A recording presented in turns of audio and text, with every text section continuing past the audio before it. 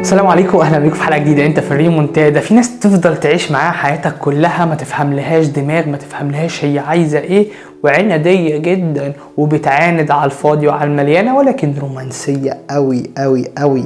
ويا بختك لو حبتك، يا بختك فعلا. النهارده هنتكلم عن رجل برج الحوت، اخر برج معانا، هنختم بيه سلسله كيف تتاكدي ان برج كذا بيحبك. طبعا النهارده هنتكلم عن كيف تتاكدي ان برج الحوت او رجل برج الحوت بيحبك. 4 علامات مهمه جدا، اكتر العلامات اللي بتدل فعلا ان هو بيحبك. الخلاصه، فيلا بينا نبدا حلقه النهارده. يلا.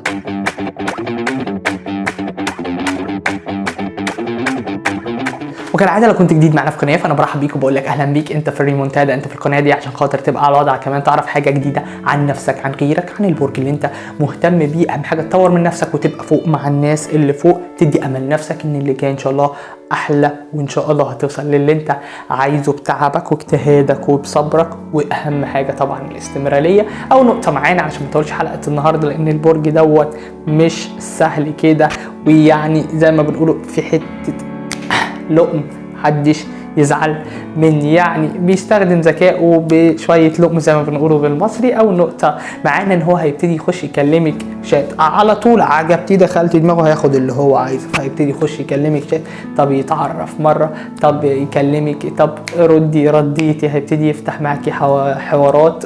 هيبقى جريء في بدايه الكلام، بس مش جريء ان هو قليل الادب. طبعا كل واحد على حسب بيئته وثقافته وتعليمه، وهو دماغه على حسب ما تجيبه. لو هو داخل باحترام فيبقى جريء معاكي شويه. انت اسمك عندك كام سنه؟ طب ايه رايك لما نيجي نخرج؟ هيبتدي على طول يتجرأ كده، وهيجيبك سكه، وهيجيبك عن طريق تفكيره ودماغه. ودي نقطة يعني سهلة، بس ايا كان بقى، يعني واتساب، فيسبوك، ماسنجر، تليجرام، ايا كان موقع التواصل الاجتماعي هيحاول يتواصل معاكي. ده لو ما تواصلش معاكي وش في وش ووقفك، او مثلا انت طلعتي اخت صاحبته، او العكس صحيح، يعني ايا كان الصلة اللي بتربطكم، او ايا كان الوقفة اللي انتوا واقفينها، فهيخش يتجرأ. هتلاقيه جريء شوية، وكمان هتلاقيه من الأبراج اللي هي بتحب تتكلم في البداية وبعد كده تنسحب وتبقى هادية، لأن ده طبعه هو. النقطة اللي بعد كده بقى، في كلامه برضه هيبان عليه تقل، بس هيبان ان هو بيتقل وهيفضح نفسه، يعني لان هو هيبقى متعمد. وانت يعني لازم تقدر الناس اللي انت بتتعامل معاهم، مش كل الناس يعني تفكيرها على قدها، في ناس تفكيرها زيك ويمكن اذكى. يعني لو اتعاملت مع انثى برج العذراء هتبهدلك، ولو اتعاملت مع انثى برج السرطان فالموضوع هيعدي، ولو اتعاملت مع انثى برج الجدي، او انثى برج القوس، او انثى برج الدلو، او انثى برج الميزان، فمش هتاخد حق ولا باطل يعني. هتتكشف مش كل الاناث يعني بيضحك عليها. وطبعا كل واحد على حسب تفكيره زي ما قلنا، وعلى حسب تربيته، وعلى حسب ذكائه. كل الابراج عندها ذكاء، فيحاول ان هو يتقل ويبينه. وانت هتقولي ايه ده يا لهوي، كان غيرك اشطر يا ابني، انت بتتقل عليا انا؟ طيب ماشي، وانا هتقل عليك انت عشان جبتني سكه، انت عشان انا اعجبت بيك يعني، او حبيت كلامك، او حبيت طريقتك. لا لا لا، انا مهما كان بنت، انت اللي عايز الحاجه، او انت اللي عايز تفتح معايا حوار، فانت مطالب انك تفهم دماغي. فمش كل البنات كده يا عم برج الحوت. والراجل طبعا بنتكلم على الراجل. النقطة اللي بعد كده، هيهتم بيكي جدا، ودي حاجة غالية جدا جدا عند برج الحوت. بعد لما يتقفش هيبتدي بقى ان هو يهتم بيكي، نظرات، بصات، الرايحة الجاية.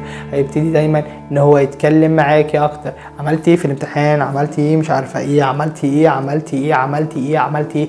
اهتمامه بيكي هيبان عن طريق حاجات كتيرة جدا. الراجل بالذات ده لو عايزك، الانثى طبعا تختلف تماما، ولكن احنا بنتكلم عن راجل برج الحوت، فاهتمامه هيبان وهيفضح نفسه، يعني بالبلدي كده هيفضح نفسه وهيتهرش وهيمثل ان هو تقيل، وفي الاخر زي ما انتوا هتكتشفوا. النقطة الاخيرة واللي بعد كده، هيحكي لك حاجات عن نفسك انتي وهتستغربي ايه ده، عرفها منين؟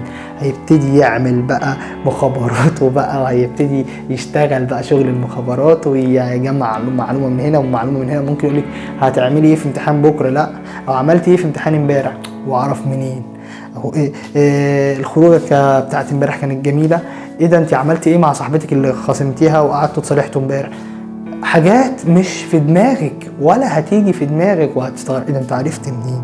فيهتم بتفاصيلك علشان يعرفها، علشان يحاول ان هو يهديكي او يحاول ان هو يفهمك ان هو مهتم بيكي، ويفهمك ان هو راجل جد، ويفهمك ان هو راجل معجب بيكي، ويفهمك ان هو راجل عايزك.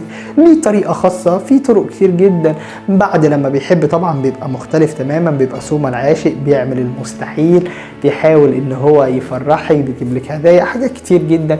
ولكن حتة ان هو يعرف عنك حاجات انت ما تعرفوهاش فهتستغربي. بيهتم جدا بالحاجة دي لما بيكون معجب بحد، لما بيكون عايز حد يحب يهتم بتفاصيله، يحب يدرسه، يحب يحطه في دماغه، يحب يشوف الواقع هيوصله لإيه، الواقع بتاع الشخص ده، هل ده مناسب؟ طب هل انا اخترت صح؟ ولا هل الشخص ده اصلا عنده كبرياء؟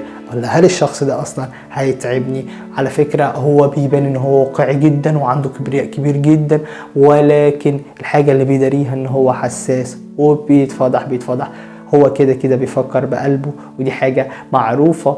عكس سرطان ما بيعرفش يداري وهو بيفكر بقلبه. عكس العقرب برضو بيستخدم ذكائه شوية، ولكن هو بقى لا انا قلبي ميت، انا شايل قلبي، وهو اصلا قلبه بيرفرف زي الحمامة. فيعني لو كنت حوت عرفني بنفسك تحت واسألني عن برج الحوت لو كنت انت مهتم ببرج الحوت. ولو عايز تساعدني او عايز اي مساعدة مني انا، فانا هرد عليك في كومنتات على طول، برد على كل كومنت، وهتردد في لحظة انك تطلب مني المساعدة. انا هنا علشان خاطر اساعد حضرتك. يا رب تكون الحلقة عجبتكم واستفدتوا منها، وان شاء الله نحاول نفرح كل الناس دايما ان شاء الله. يا رب الناس تفرح. سلام عليكم، استنوني في حلقات جديدة.